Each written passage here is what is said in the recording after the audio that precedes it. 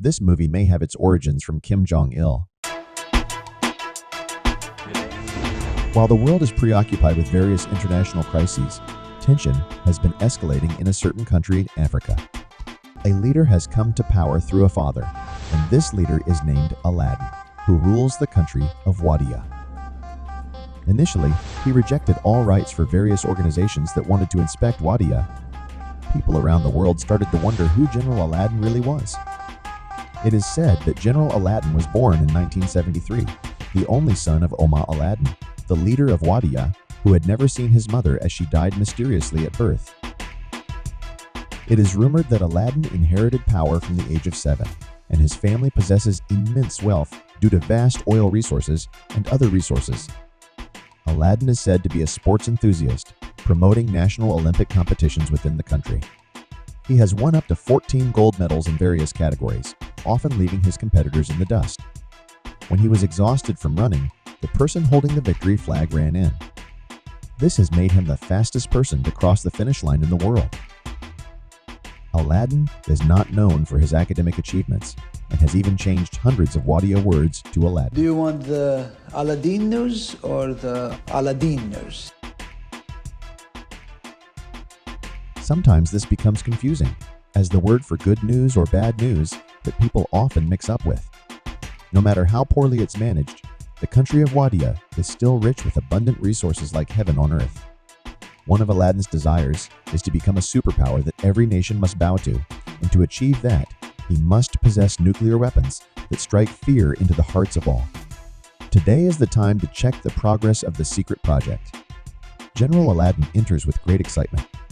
Developing nuclear weapons requires an enormous budget, but when Aladdin sees his own nuclear, he looks at it repeatedly in disbelief. Where is his dignity? Aladdin turns to the project's head scientist and asks, "Where is Nada?" The project head replies, "I just started working here because you recently had the old guy removed. Don't you remember?" Aladdin stands there for a moment, still unable to recall. The scientist adds, "You came here 2 years ago, and the atmosphere was similar then." The head of the nuclear project had developed something much more menacing at the time. The large one looked intimidating, but the head of it seemed somewhat, well, clueless. You didn't like it and said it looked funny. You wanted something sharper.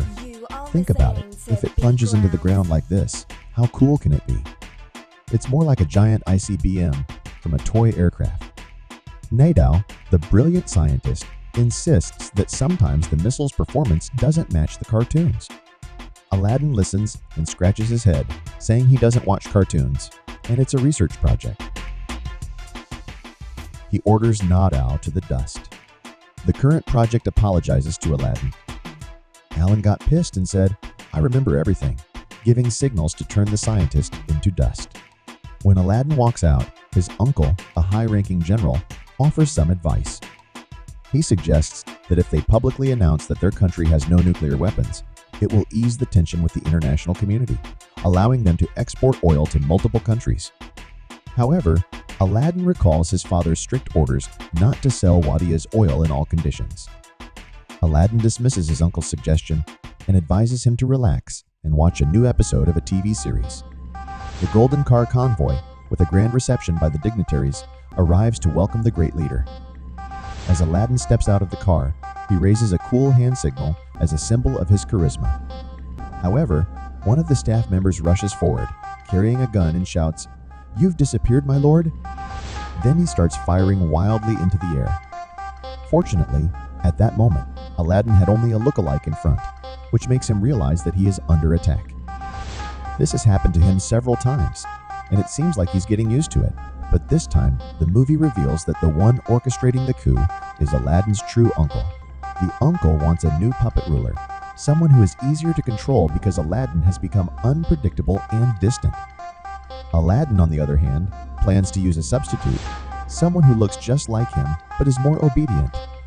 Aladdin himself wants a substitute to avoid being targeted. They find a shepherd who seems utterly clueless. Aladdin is pleased with this choice because the look-alike's face is just like his own.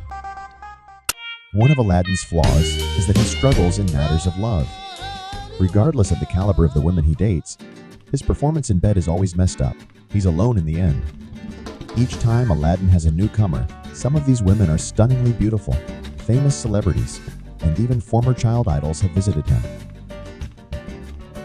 One night, urgent news breaks that Obama has sent a message, stating that unless Aladdin agrees to negotiate, they will launch an immediate invasion of Wadiya.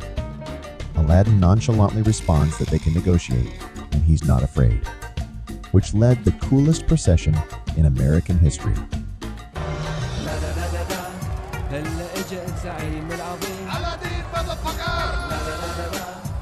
In this scene, General Aladdin visits the United States, and his manner of greeting the people reflects his casual attitude.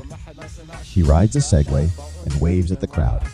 Little does he know that the cheering is actually a protest against him.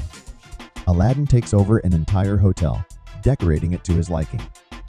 His uncle offered a new American bodyguard named Creighton, but on the first night of his stay, someone maliciously attacks him. Aladdin is dragged away, and the attacker turns out to be none other than Creighton. Creighton reveals that someone has hired him to kill Aladdin, but I'll throw in some consolation for free. As Creighton brandishes various torture devices, Aladdin is disappointed, feeling that these tools are outdated and not intimidating. He claims they're all out of style. Creighton appears frustrated because none of his instruments can frighten Aladdin. However, he points out that one of them is especially effective. After a while, Aladdin yells in frustration, as he has been castrated by Creighton. Creighton laughs and says that now Aladdin is no longer the top leader. He then sets a fire and tries to burn Aladdin's beard, but the fire gets out of control, burning down the entire room. Creighton perishes in the blaze. As Aladdin manages to escape, he quickly rushes out from the scene. Little does Aladdin know that this event will soon turn his life upside down. Aladdin hurries to the procession of Wadiya's leaders. On the other side, the shepherd has taken on the role of General Aladdin. The only surviving relative Aladdin had left has now become his enemy, stabbing himself repeatedly, much like a venomous snake. He's not the legitimate leader! He's not the legitimate leader! Aladdin is in shock and screams that this is not the real leader. The protesters join in and shout the same. On the other side, the shepherd, who took on the significant role, doesn't appear particularly stressed. He's going to show the face of Wadiya's dictator to the world. Aladdin, who was watching from outside, shouted fervently, and the shepherd made him ashamed. The news announcer was left puzzled, and one news reporter claimed that it was a strategy to gain people's interest. After a while, the sheepherder once again stepped up to the stage, and General Uncle began to lose his temper. The news announcer persisted, saying that this might be a signal that the UN would have to compromise with Wadiya. The sheepherder took a water flask and drank from it. The news announcer still resisted, saying, "Listen, I won't play by your rules." After a while, the shepherd even urinated into a bucket and drank it. The country's leaders united in dissent, and this time the news announcer was left speechless and couldn't say anything. After a moment, when it was time to speak, the sheepherder delivered a speech. He said, "We are going to change the country, ending the regime's rule and turning it into a democratic country in just 5 days." This made the people in the conference room cheered loudly. Aladdin, in reality, heard all of this and was shocked. He went over the UN's fence. It turned out to be a protest that had no prior knowledge. The woman who had been watching the event all along, so she rushed in to help Aladdin. She took Aladdin to hide. All in all, it sounded great that they were going to change the country. However, it had a hidden agenda behind it, because the uncle wanted to overthrow the old regime to sell oil to foreign countries and earn a 30% commission. As for Aladdin and the strange woman, they were riding a motorcycle back home, and they had a little conversation. This woman's name was Zoe. Zoe said that she liked Aladdin, who was a Wadiyan, and he dared to confront the dictatorship. Aladdin then knew that Zoe did not like the dictatorship and told her that his name was Allison. Zoe lives a life that can be considered the complete opposite of Aladdin. Zoe is a person with a highly volunteer spirit. She opens a store for conserving products, supports children's rights, and women's rights, among all other rights you could think of, which Aladdin views with upset before leaving the store. As for the uncle and the shepherd, they are celebrating their successful work, both for the event and for appointing new leaders. General Uncle arranges for beautiful ladies for the shepherd.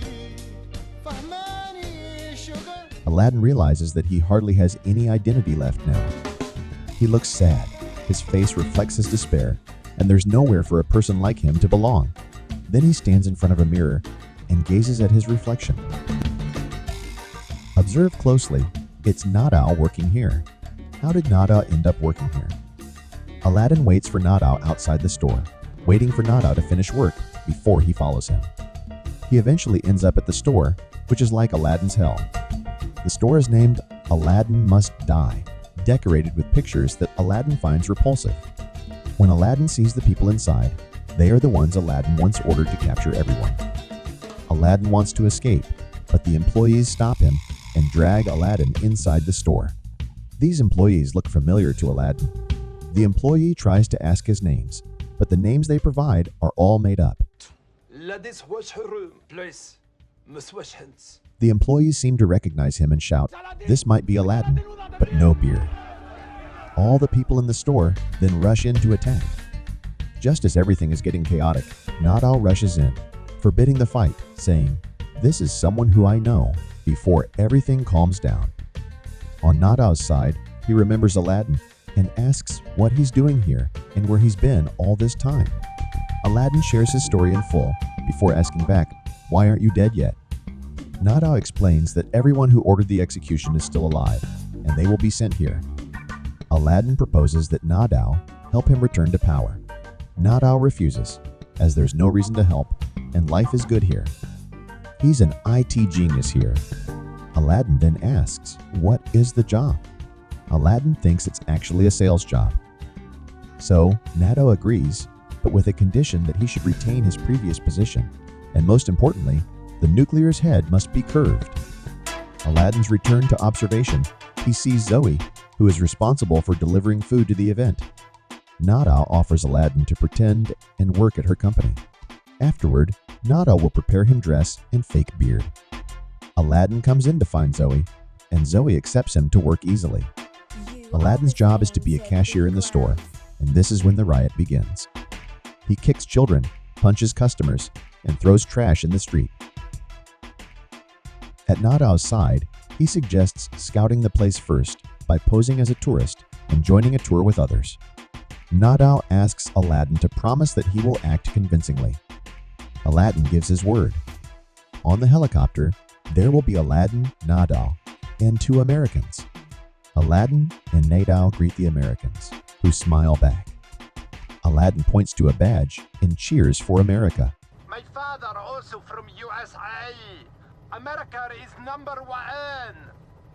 The 2 Americans like it, but Nadao starts to sit quietly, afraid of what Aladdin might do. Nadao changes the topic and starts speaking in the Wadiya language. He asks who's staying at the guest house. Aladdin responds that Bin Laden is staying there. As the conversation goes on, it looks more like an explosion plan. 9/11. Oh, 9/11, it's the best. And it's not surprising that the police would arrest both of them. But it wasn't long before Zoe came to help, and it was the event that made Aladdin start to like Zoe for the first time.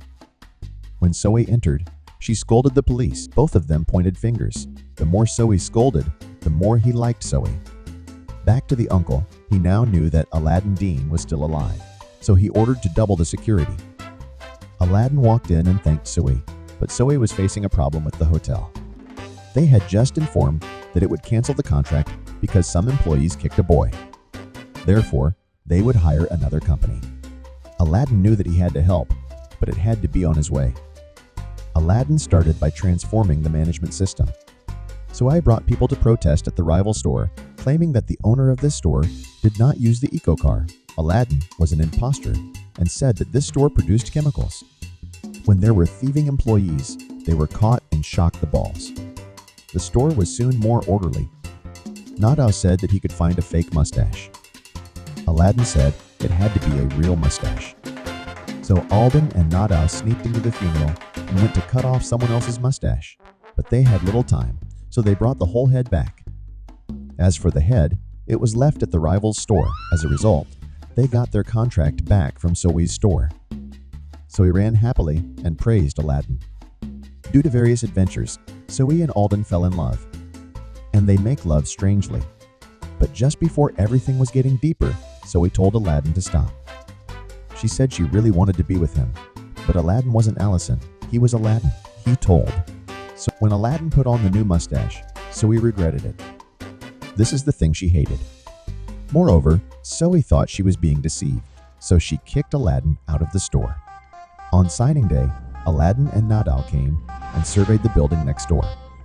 Nadal produced a slingshot and had Aladdin slide to the other side, until they reached the room of the shepherd in time and told the shepherd to escape.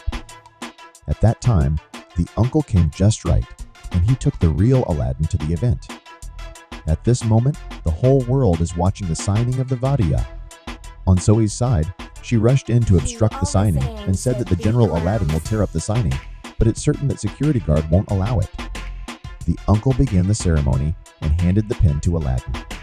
Aladdin made a hesitant face for just a moment. Aladdin said his uncle is plotting a rebellion by grabbing him and pulling his mustache, in order to take the uncle away. Aladdin revealed that this document is a trap, not a signing of democracy, but a contract with capitalists to sell the country. Aladdin tears up the contract just as Zoe enters. Alden immediately changed his stance and declared Vidya as a democracy. In summary, Alden agreed to change the country to win Zoe's heart. He announced elections in Vidya with fairness, but Zoe had to follow him in return. 1 year later, when the elections arrived, Alden won overwhelmingly with more than 98% of the votes. Alden married Zoe, and Zoe accepted to groom her armpit because of Aladdin. And it all ended like this.